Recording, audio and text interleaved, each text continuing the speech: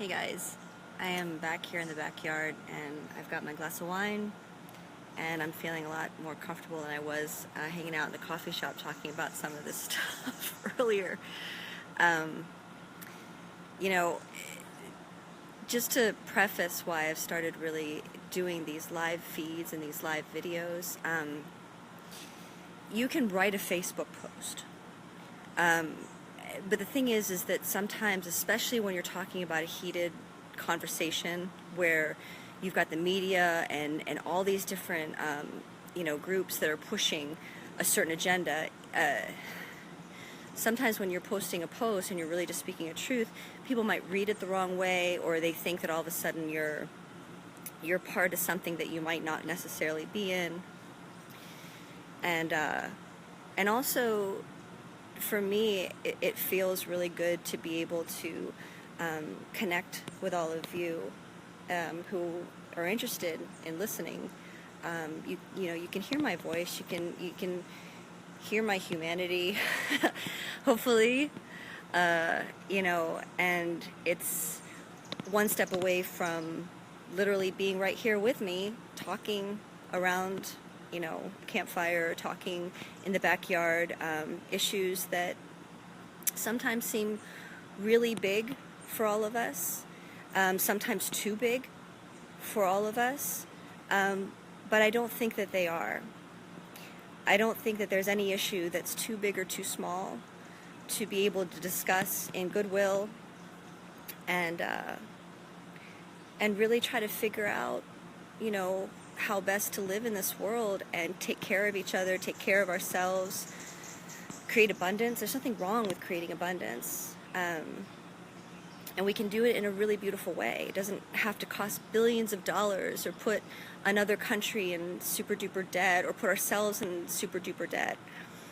So I guess that's my preface. So I hope that when I speak what I'm about to say, that you trust that I'm speaking in goodwill. And I don't abide by any particular side on any issue. What I like to do is listen to all the different sides of what people are saying. And from listening to everyone's perspective and really researching what's really going on, we have a more educated perspective to decide for ourselves what's best.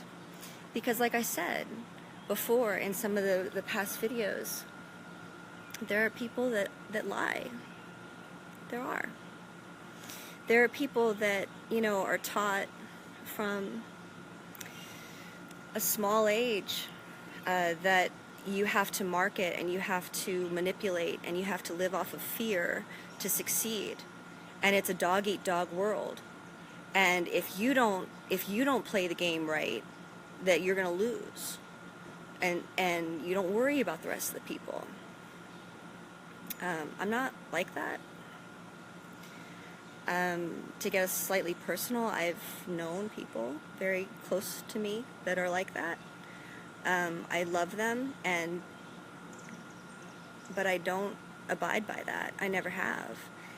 And I've made decisions in my own life to be responsible and listening to my own conscience, that I have had to sacrifice a lot of things that could give me the good life in certain aspects to do what's right, for myself and for those people that believe in me and I believe in them. So that being said, here we are in the backyard and we're chilling out, and I'm going to have a little glass of wine, because those that know me know that I love a glass of wine and we're going to talk some real stuff. So let's just call this like porch nights when we talk. So yesterday I was invited by a friend of mine, Scott Tobe, who is a really amazing person, to come to this climate change meeting that had to deal with Pittsburgh. They are Scott and Joy and Larry are very much involved within the environmentalist group here in Pittsburgh, and they were very upset by Trump saying that, I'm with Pittsburgh, when he talked about leaving the Paris Agreement. And it didn't sit well with them at all. They were very upset. They've committed a lot of their lives, their energy, their work into clean living. And, my family goes back 5 generations in Pittsburgh, if not a little bit more. And I have photographs of what it was like when the coal industry was going, and there was just pollution everywhere, and it was just crazy, and the rivers were awful. And, it's not like that anymore in Pittsburgh. It's beautiful. There's greenery everywhere. And it's really wonderful to see how many people are deciding for their own cities, for their own communities, how to figure out how to live without tons of pollution. It's great. It's local people coming together and saying, this is what's good for us. We want good water, which right now we don't. It was talked about last night, and if you want to listen to some of the videos, it's a 3-part video, because I was running out of battery at some point and had to break it up. But Joy said, look, we've got as bad a water as Flint right now in Pittsburgh, and that's what's going on. And it's been going on for a long time. And if you have consistent lead in the water, people's IQs go down. They can't think critically. They get very angry, irrational. There's all kinds of things that happen that really stunt people, and that's not good at all. So they were talking about that, but they were also there was a commitment to the Paris Agreement, and that's where in complete respect to these folks, because I think they're wonderful people and they're really good people, and they're smart as all get out, and they're doing everything. The thing that concerns me is there's an aspect of the Paris Agreement through the UN to take funds from supposedly wealthier countries into other countries that we can't say what they're going to do with that money. So apparently the idea, and in the comments below, please correct me if I'm wrong, but from what I understand with the Paris Agreement, China had 13 years to clean up their act. We immediately had our hands tied behind our backs to really just go solar here in this country under the Paris Agreement.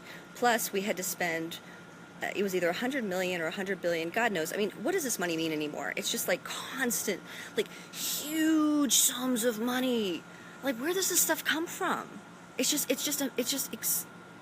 All of a sudden they just like throw this money out there, and then they go, okay, well, you got to work for it to pay it off. So we were supposed to send like 100 million or 100 billion dollars to India to help clean them up. But the thing is that under the Paris Agreement, it said that we wouldn't have any control over how they spent it. All right, I'm going to get comfortable for a minute. Now, how many times have we been told that we need to be the quote-unquote leader of the world in helping everybody else? But what ends up happening is that we're the funder of what's happening in the rest of the world, and yet we have no control over the effects of what happens through war. How many through these wars, how much money has been spent, and training and tanks and gases and blah blah blah under the guise of helping, that it hasn't helped anything, and it's caused more war, and it's caused more disease and more poverty and more pain. We have to be careful of sometimes the way that these entities word things when the fruit doesn't match the marketing. And I'm not trying to be a conspiracy theorist. I know, God bless all you. You think, good God, Kim, sometimes you get on your high horse and you talk all these crazy conspiracies. Well, here's the thing, man. I do talk to a lot of people, and I do spend a lot of time researching this stuff. And you know, it's not to say I don't have a life. Trust me, I could be doing so many other things with my life. I could be doing so many things, but I care. I want to know what's going on. And you start to see a pattern. I've been following this since 2001 when I was living in DC. I lived 5 minutes from the Pentagon. I was supposed to be, oh boy, here goes the 9/11 thing. Here we go. I was supposed to be crossing the bridge right when the Pentagon got hit in my car to get to work. And I was running late. I just felt lazy that day. I don't know why. I was there. And I mean, I was watching all the stuff that was going down. And I also watched very quickly how things got maneuvered in a certain way, in a certain conversation that has created this huge mess. And what we're seeing that's now at the precipice of World War III, if not, we're already in it, right? That's not a conspiracy, guys. We're in it. And how much money, how much human energy has been spent, how much human loss, you know? And it doesn't necessarily have to be people that have died, or people that have lost their minds, or people that have lost limbs and they can't function the way that they used to, or they could have. That's what I care about. So let's apply that right now to what's on the table with the Paris Agreement. Okay? Here we go again with the UN saying this is the only way that we're going to fix the situation for climate change. And it's specifically about CO2. What's CO2? Plants create oxygen from CO2. And I know everyone's going to say, well, but you know, Bill Nye the Science Guy. He gets on there on all kinds of different media, and he says, well, the CO2 is happening very, very rapidly, so we need to stop it.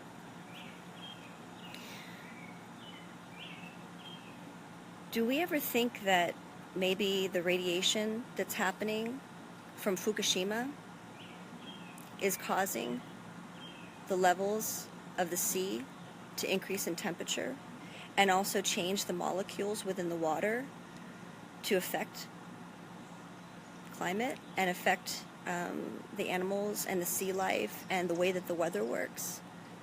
That's just one question. It's a question. I'm just putting out questions. Let's talk about DARPA.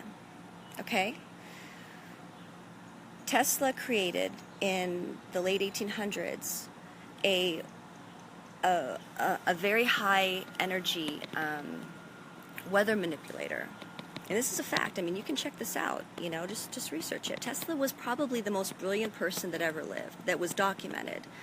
You know, I'm sure that there were some pretty amazingly ingenious people in the ancient civilization that maybe that weren't as documented as well that we know of right now in modern society as we do of Tesla. But the more and more you research Nikola Tesla,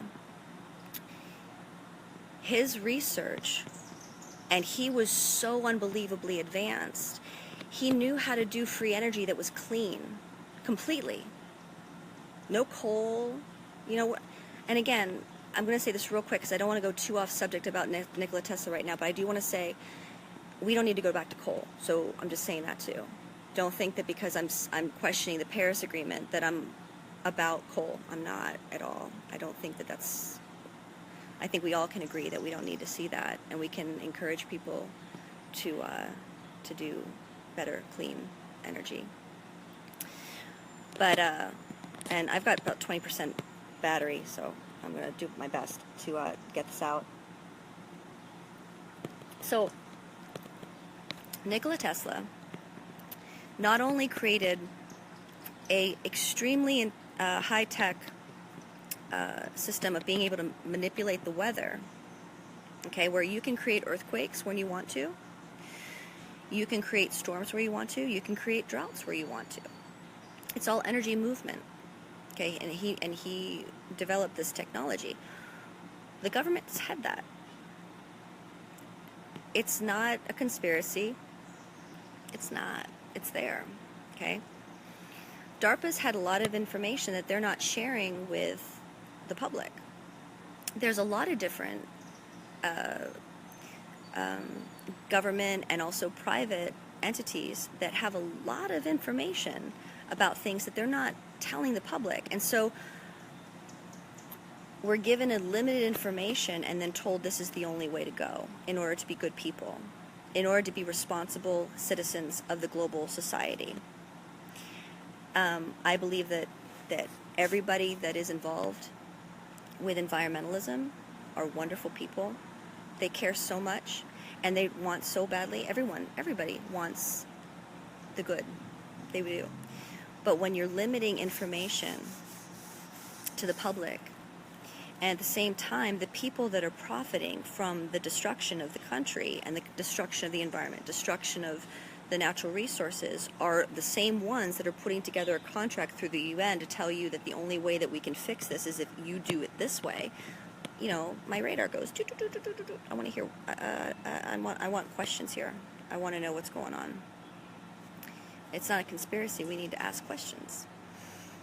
So DARPA also took the information that Tesla had that we would be able to create our own independent, off-the-grid energy sources for our own homes a while ago. And through the 20th century, there have been many inventors that have reignited and come to those same conclusions. My uncle, my great-grandfather was a Sharp from the Sharp family in New Jersey. This was my dad's mother. Okay, my grandmother was a Sharp on my dad's side, and they were a very wealthy shipping family. And he came up with doing electrical car. He actually died in a race car accident in Savannah in the early 1900s. But he knew the same kind of technology of creating electric cars. Didn't have to do with oil, didn't have to do any of that stuff. Well, the government shut him down. They took the patent and they hid it. And they've been doing that systematically for the 20th century for all different kinds of inventors. He wasn't the only one. That's a problem. So you create the problem by forcing everyone to think that the only way to create any kind of energy or industry is through oil or coal, which destroys so much, impoverished nations, and then the same folks that have made billions of dollars off of this system want us to feel guilty as human beings to say that, well, we've caused the problem. So now you have to have a carbon tax.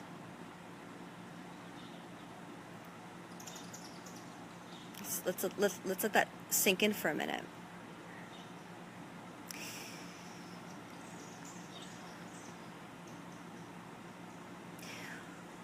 What I want to see is the UN telling the industries that have caused the pollution they need to stop what they're doing to stop that, and stop marketing to people that they need to have bottled water while they're at the same time poisoning the natural resource waters that can come for free. Okay? What I would like to see is, I was researching something I thought was really interesting, because I thought, I've come to, in my personal journey of philosophy and life and figuring all kinds of things out, I've really come to a really greater understanding of God in this. I know it's going to sound heavy. I don't mean for it to sound heavy, but there's always with chemistry or with metaphysics or with anything, there's always a balance. Like there's always a way to fix a poison. There's always an antidote, right? And I thought to myself, there's got to be some kind of antidote to radiation. And what is it? You know, something in the world that's natural that you can fix. Come to find out, and I still need to do more research on this, but there's something about sulfur. I keep reading that sulfur compounds actually neutralize radiation. So then I thought, well, if that's true, then where are the biggest sulfur deposits in the world that we could actually neutralize the radiation that's coming out of Fukushima? Is anyone talking about this? Is the UN talking about this? Or the big scientists? I'm just Kim. You know, I'm just some person that's just trying to figure some stuff out. If I can find that information, surely these folks, it's got to be easy to find some of these documents or research or whatnot. It's right there. Apparently, in the, I want to say it's the Mojave Desert. I might be wrong. I forgot to write it down, so forgive me. But there's a desert in Nevada or New Mexico that there used to be a volcano, and there's just tons and tons and tons of sulfur. All right. Well, what if we got, you know those helicopters or those planes that come down, they pick up a ton of water and they like dump it down onto, you know, forest fires or whatnot? You hear where I'm going with this? What if we did that with the Pacific Ocean? It's possible. What if it neutralized the radiation that's happening with Fukushima? And apparently too that there's something about the sulfur that actually heals the animals too, which is interesting. Check it out. See what you think. I'd love for you guys to check it out, research it, see what you find, share it with me. You know what I mean? Because again, I'm just a searcher. I'm just trying to figure it out. And anytime you've got a UN that says it's going to cost us billions of dollars and it's going to impoverish more and more people, it doesn't sit well with me. It doesn't. I mean, are they going to shut down Walmart? Are they going to shut down Nestle's? Are they going to shut down Monsanto? You know, I'm not trying to be an anarchist here, but for God's sake, I mean, these people are doing some really gnarly things. You know?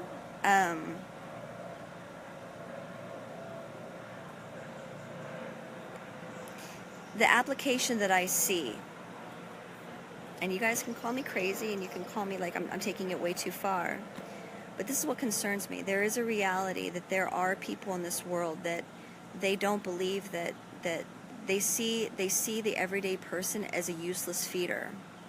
I've met some of them. I've known some of them. They don't see you and me as valuable entities on this earth. I'm sorry. They don't. You know, it's truly the pyramid living of, you know, whoever is the smartest or whoever is the most quote-unquote successful whatever in this world, they're the ones that are allowed to live, and the other ones are just pathetic. They're pathetic.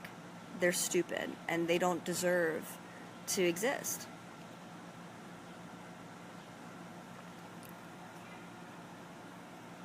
You create poverty, and then you shame them, and then you take away their humanity, and you also blame them, and you brainwash them to think that they deserve it. And I'm not down with that. I'm not down with that at all. And when they start talking about the carbon tax, and again, I'm going to preface this with saying that a lot of the people that are behind this are really good people. They don't believe that. But they are listening to the best marketing campaign of those that do believe that, secretly. Listen, someone that wants to really control the world and is a real asshole, they're never going to tell you what they're really thinking. They're going to always sugarcoat everything that they do in such a way that it makes it sound so good for everyone else to go along with. I mean, we got to recognize this. And I'm not being a conspiracy theorist here. I'm not. I can read through it because I've known some of these folks, you know, and I mean, they'd sell their mother in a heartbeat for like $1 million. They don't care. And so we got to recognize that there are people in this world that are like that. And that sucks. It does. It sucks. We don't want to believe that people can be like that. Because, you know, people that I know, all of you guys, you're great people. You care, and you're trying to figure out a way to help the world. But we got to be careful about getting involved in bigger conversations that we don't truly understand what the top are really thinking, what the real game is. So I'm down to 10% battery. I might just go inside and just do a charger with this. But what's important to know is that the carbon tax, if you've got people that believe that there are useless feeders in the world, and they really want to push the idea that we need to lower the population in order for the environment to work properly, because they don't believe in God, they don't believe in abundance. You can believe, you know, listen, and I'm not trying to push Christianity on anybody. That's just my personal thing that I came to realize in my own journey. But just believe in a higher God that really loves people. I mean, he really believes in his own creation. Why the heck would he allow people to be able to... He create a world and create people, and he loves every single person, and then all of a sudden say, it's just not big enough for you. I didn't make an environment big enough for you. Come on now. Come on. And people have to die for it? Come on. So, with the carbon tax, what bothers me is that focused only on CO2. What do we breathe out? I'm charging up. So we're inside in the kitchen. What do we breathe out? CO2. Now right now, it's being sold for this climate change that there's CO2 that's coming out of Antarctica, it's coming out of, you know, all these different places, but also eventually with us. So let's say we create a scare with everybody, okay? And we say CO2 is the main problem. It has nothing to do with all the heavy metals that we've been exposed to, that I believe do create lots of different toxins in our world, in our environment, in our lives. They don't talk about that stuff, but they do talk about they talk about carbon dioxide, CO2. So if everyone is focused on thinking that CO2 is the only problem, and we start thinking, okay, where's the big stuff coming from with CO2? Well, it's in this big thing, it's in that big thing. But you can spend $100 billion on shutting those things down and only create maybe 0.07 degree difference. But when you're talking about money, you're also talking about human energy. You're talking about everybody in the world becoming indebted to this industry to pay off an imaginary amount called $100 million to lower the climate to only 0.07 degree, where if you listen to a lot of the scientists right now, they're saying the only way to save the environment is to make sure it stays below 2 degrees. So you're stuck in a conundrum. You're going to spend so much money and so much energy and not even get where they're saying you need to be to supposedly be safe. And yet nobody's talking about radiation. No one's talking about, you know, all the poisons that are going into our soil, that we can't grow real food for people anymore. And the water that we can't drink anymore because it's been poisoned by these same entities that are creating these discussions to make us focus on CO2 and not how to fix the water. and not how to fix our own environments and empower us as people to know how to take care of what we have around us, our natural resources. And it doesn't take $100 billion. But the $100 billion creates an industry where everyone's mind gets focused on this thing. You see? It creates jobs. What are jobs? Jobs are time away from what you could do given your own devices, because you feel poverty mentality because someone's told you you don't have enough. All right. So here we are, and let's say 2045. Everyone signed the Paris Agreement. Everyone's down. Everyone's doing their best. They completely fell in line with all of these philosophies in goodwill because everyone cares about the environment. Because people really are inherently good. They really, when push comes to shove, people do care. They really do. And that's why they get manipulated, because they get limited information. But their hearts are in the right place, you know? So what I'm trying to say is, let's take this idea a step further, okay? So here we are in 2045. The fear mongers, the media, and the UN, and all these different industries that, I mean, I don't mean to throw anybody under the bus, but common sense is that they've got to know that this is already an unwinnable situation.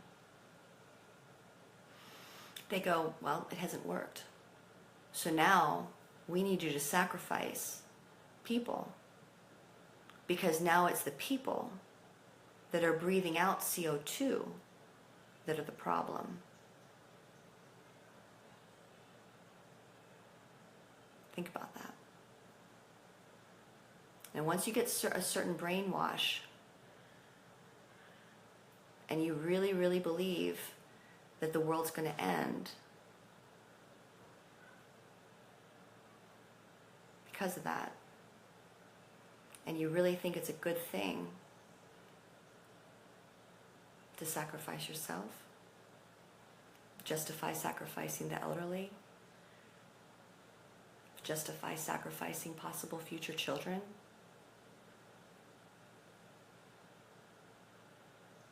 justify sacrificing certain people that the media that is used as a conduit for these powers to vilify certain sects of people. You say, well, let them go. They're bad people anyway. Just let them go. Don't we see that already happening? Extremists.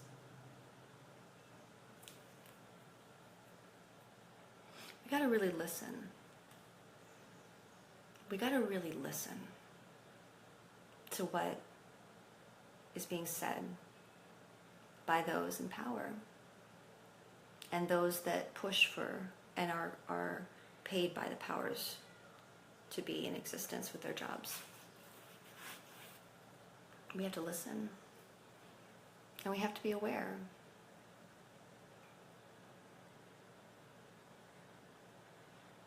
We live in a world of abundance. It starts with our minds. We can make anything happen in this world. And we can heal anything in this world without money. I believe that.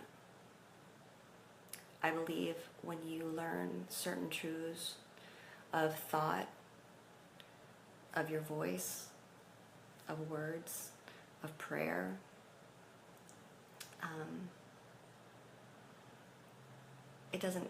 we don't have to go into these kind of agreements to do the right thing and to heal stuff. It's a lie. And that's enslavement.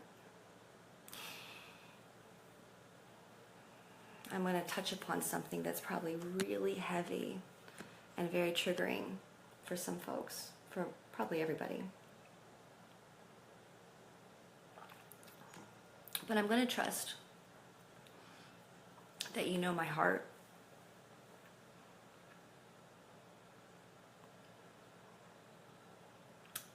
and I say this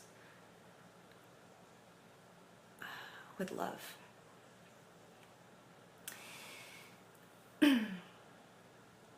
What's happening right now with the refugee crisis?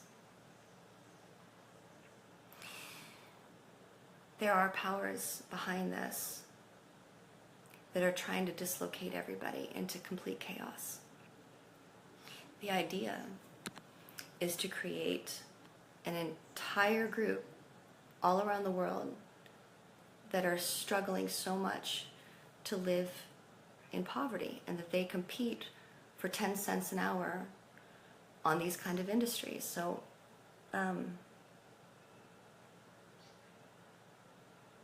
this is not about empowerment. It's not about saving people. It's not about that. It's not. They create a problem in the Middle East. Do you think that all those people want to go to a whole different country that they don't know? And they're completely vulnerable. They're completely vulnerable. I mean, they don't know. Put yourself in that situation. Can you imagine? Especially as a woman or a child. And you don't know what's going to happen to you. You don't know what opportunities they're going to give you. You don't know the language. You don't understand the culture. You're just being pushed into these different places. And there's these UN entities that are spending all this money on getting them into these other countries. And it's being marketed, hey, yeah, this is so great. We're humanitarians. We care. Well, if you care, why were you the same entity that caused the war in the first place?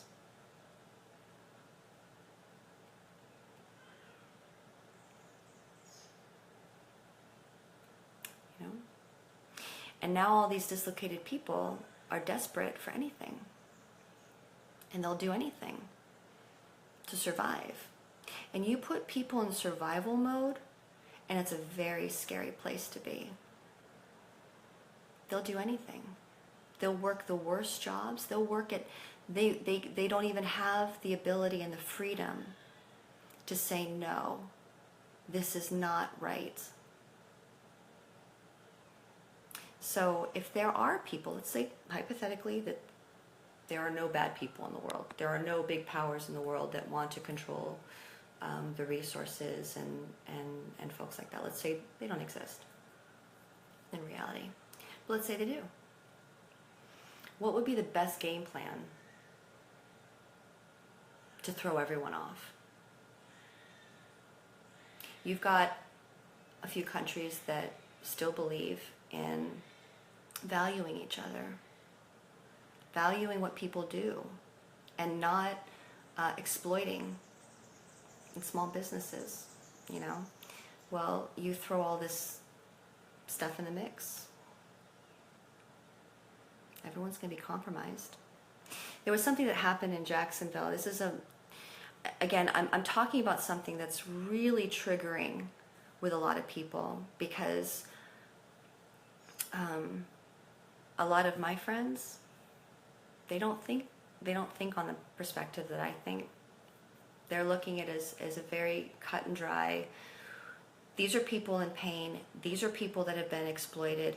We need to help them. No questions asked. Just do it. And those are beautiful people. They really care on the ground. That's humanity right there. Those are good people. What I'm asking for a minute is to look at the people that fund this stuff in the first place, that create the destruction and benefit from the mass exploitation of people. So I'm going to give a microcosm example of this philosophy, this thing. Okay, so I was living in Jacksonville, and this was 2008, okay?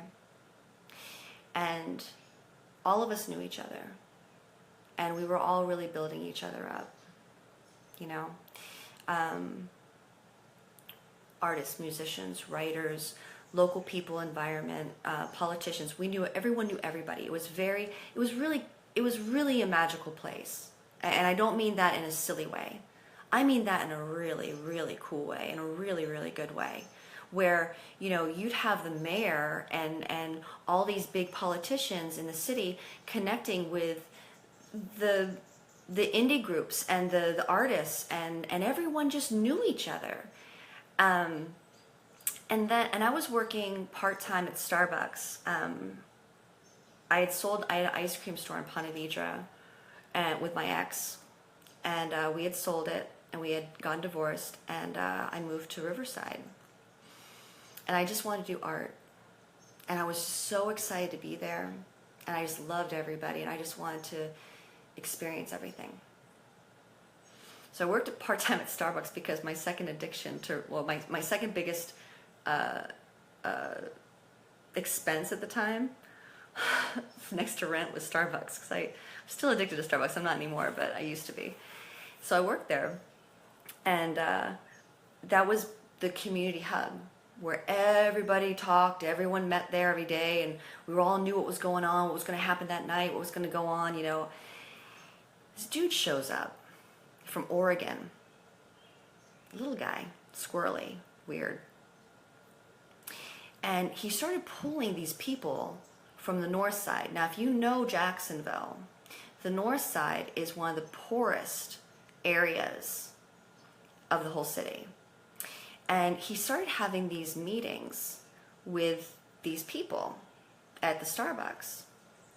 And next thing you know, all of these folks were out on all different quarters around Five Points and around Avondale. And they were selling this idea of freedom of choice. That's what the petition was saying it was.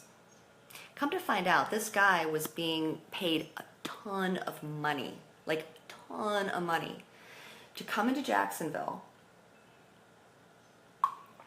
overthrow the current law about any big business. This time it was Walmart, I believe.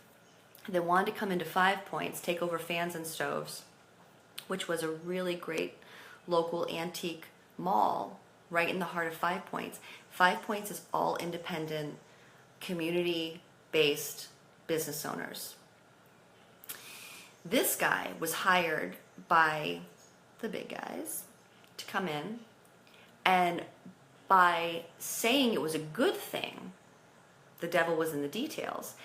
They said it was freedom of choice in your community. What they were really doing was offset, how can I put this? The current law in Jacksonville, if a big corporation was going to come into that kind of situation, the city had to tell everybody automatically what was going on. Then everyone came and voted against it.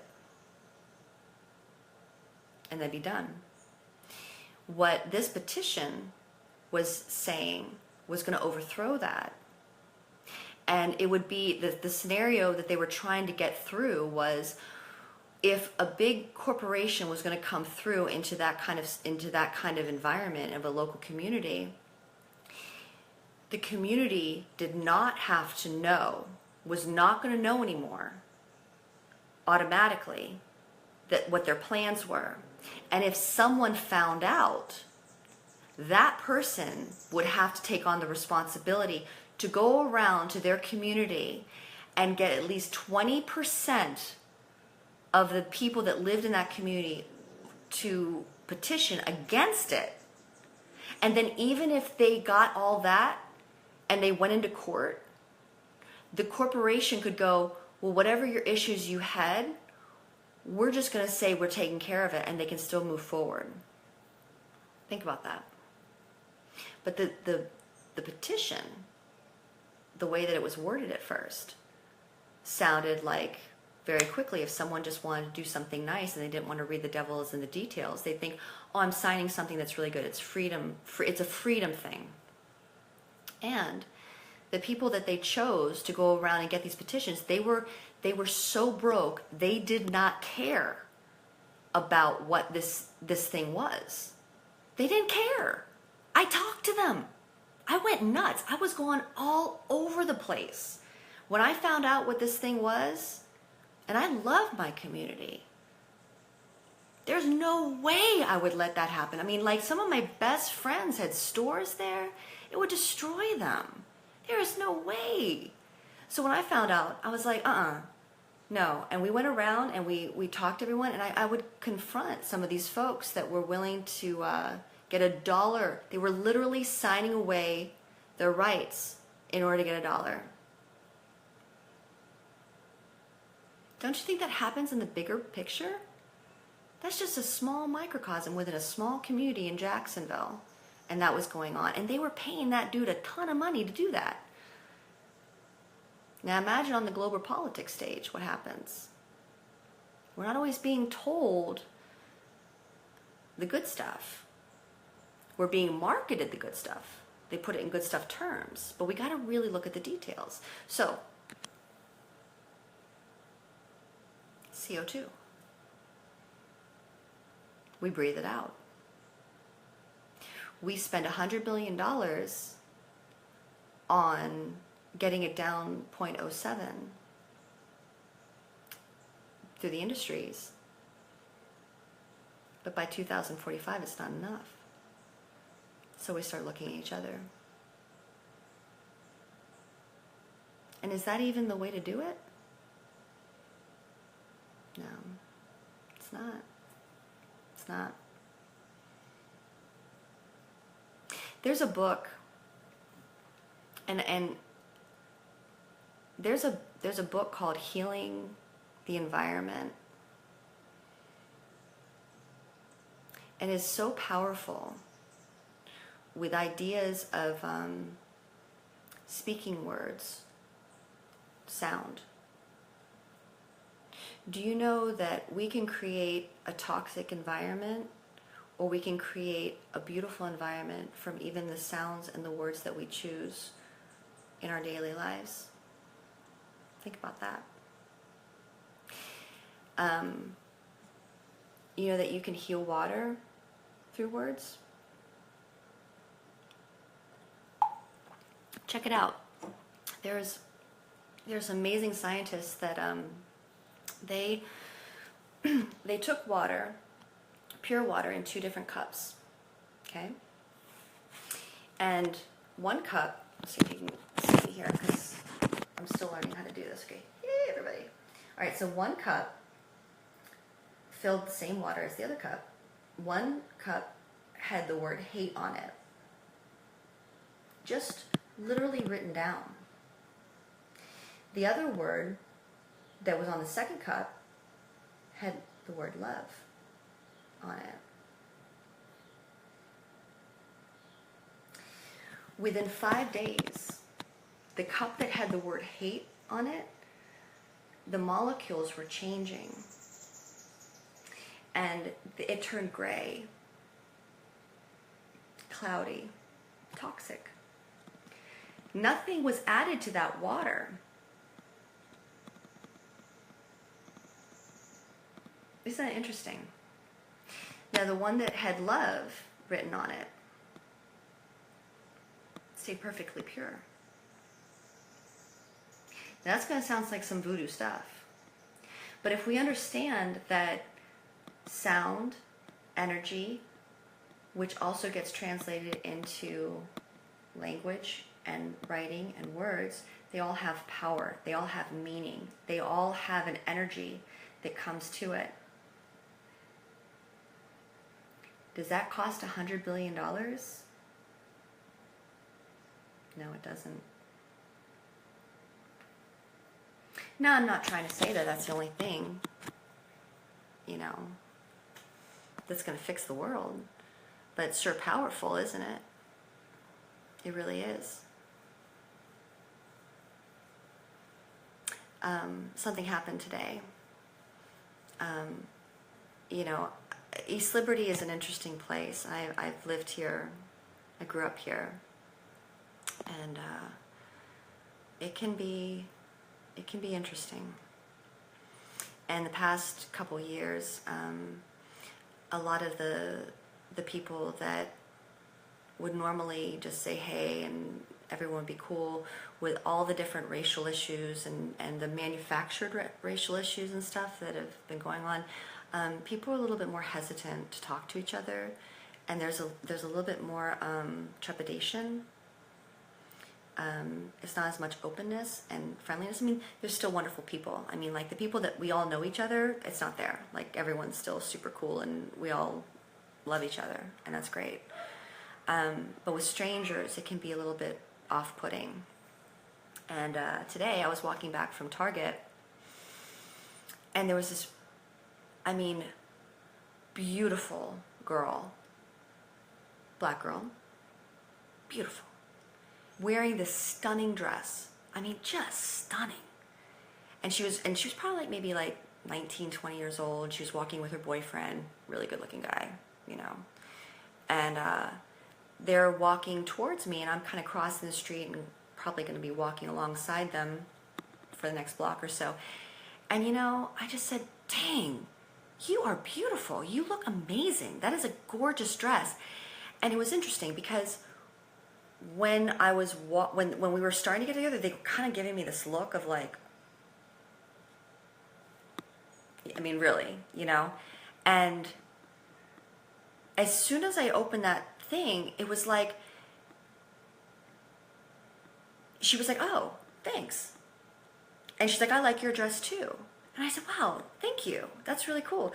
And then the boyfriend was joking, and all of a sudden, like, there was just this release. There was just this, like, ease. There was this, like, goodwill. There was this joy and acceptance. Like, they knew they were, like, we all knew we were accepted because we were just really appreciating each other in that moment, you know, and not afraid to share it. And the boyfriend started laughing. He's like, oh yeah, my girl, you know, it takes her 3 hours to get ready and all this stuff. I said, well, yeah, you better be happy she took 3 hours, because look at who you get to walk next to now. She's looking pretty darn hot.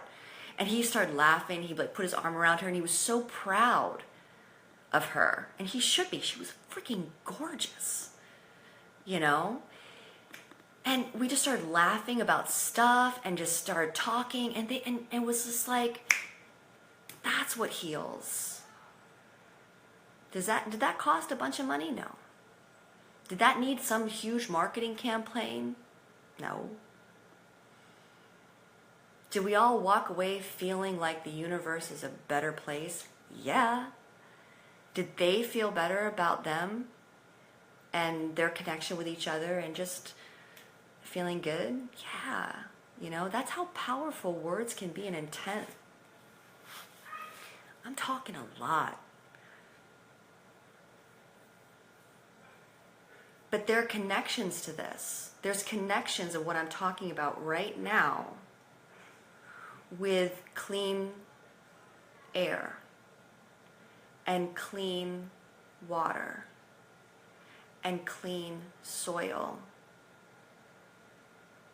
clean relationships, clean communities. It's love. It's connection. It's sharing joy. It's caring. It's thinking the goodwill of other people and yourself. And when you have that intent, it doesn't cost any money to do that. It literally, we're the energy source. We're the energy source. And when you start having toxic situations, it starts with toxic thoughts, mistrust, paranoia, hatred, irrational hatred towards another sect of people that you might not even really know intimately. But you create these paranoia, hatred, toxic thoughts that manifest into toxic words, that manifest into toxic actions, that manifest into toxic economies, that manifest into toxic environments. And then we're so lost in the toxicity from all those levels, we don't even understand how to change the language. Because we get familiar with the toxicity.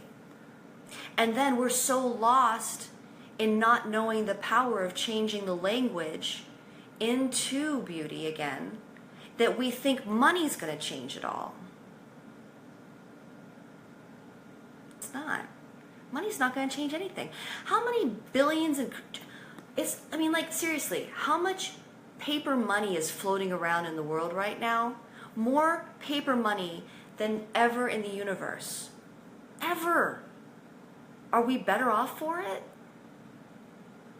No. It seems to it's like this weird tuning fork of negative energy. People do really messed up things for that paper. But they forget that their real energy is in their heart and in their mind and their soul. And they can change everything.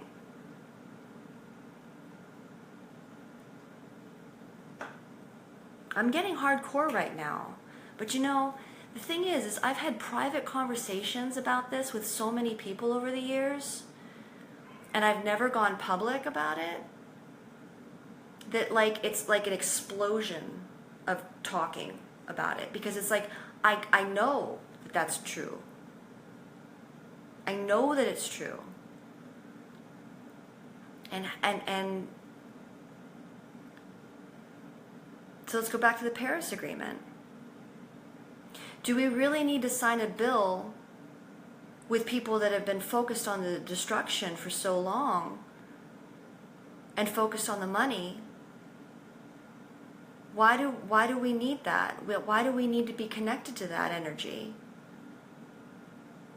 We have it right here in our own minds, in our own voices, in our own hearts. We can do it literally right here locally. And then you can inspire. You don't have to spend tons of money in other places. The money is not going to inspire people. What's going to inspire people is your heart and your mind and your soul and your action and your community and you raising up the level, and then other people can watch it. You can't do that with money. It's not going to do it. And people care. And I really believe that if we really hone into what really does work, that it's totally going to work. And we don't have to sign with the UN. We have the power right here. We don't need that kind of contract. We've got it. We've got it. And we've got to be open with each other. And we've got to have goodwill towards each other. We've got to allow each other each voice. There's nothing worse than language control. I'm going to say that again. There's nothing worse than language control. People that live in fear and they live in control, they're terrified of people that speak honestly.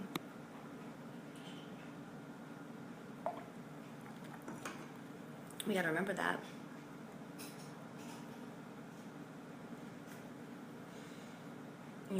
Anything that I've ever said right here, even in this thing, has nothing to do with what color you are. It doesn't matter what philosophy, it's philosophy, unless you really are truly Luciferian, then I'm definitely not talking your talk. Sorry. But, for most people, this has nothing to do with any of that stuff. It's just truly knowing your own empowerment through your thoughts, your words, your actions, and your connection to other people. And when you do that, it's like this epiphany of understanding what really is clean and what really can help just comes to you. So, no. I don't think that we don't need to sign big contracts with big global folks that never seem to want to acknowledge the other big global folks that create gnarly destructive situations to heal the world. We already have it.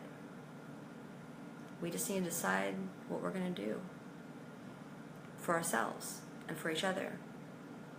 Right here, where you stand, and then the people that you're around at every moment. That's what matters. All right.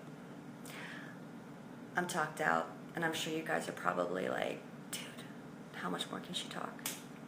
So, love and light, and I hope you guys have a fantastic night. And if there's anything that, you know, you want to say, or you want to maybe have questions about, or whatnot, put them in the comments. I really want to create this to be engaging. So we'll see. All right. Peace out. Love you guys. See you soon.